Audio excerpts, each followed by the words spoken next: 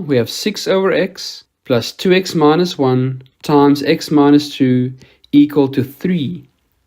And again, we want to find the values of x that will satisfy this expression.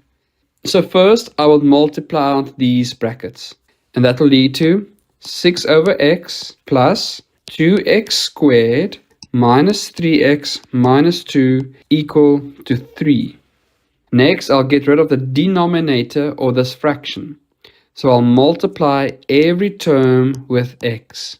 And that leads to 6 plus 2x cubed minus 3x squared minus 2x equals to 3x. And if I rewrite that expression in standard form, I have 2x cubed minus 3x squared minus 5x plus 6 equal to 0. Now again, I will test different values of x to find a factor of this expression. And after testing, I find x minus 1 is a factor in this expression. So if I replace all of the x's in this expression with a positive 1, that will lead to that expression being equal to 0. So therefore my first bracket would be x minus 1. My second bracket would be ax squared plus bx plus c. And now we would solve the values of a, b, and c. So to find the value of a, I'll take the first term in the first bracket times the first term in the second bracket, and that must give me 2x cubed.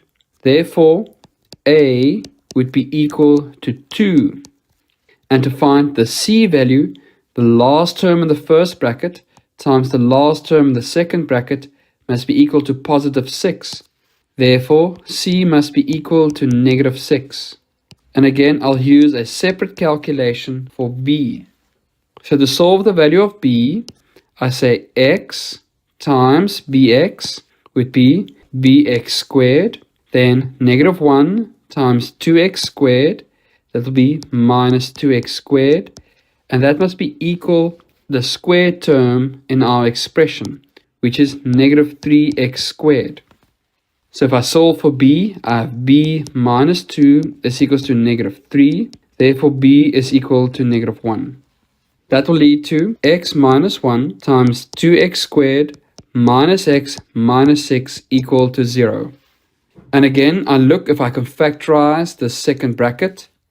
And that is a trinomial that I can factorize. So it will be 2x plus 3 times x minus 2. Therefore, x would be equal to positive 1, or x would be equal to negative 3 over 2, or x would be equal to positive 2.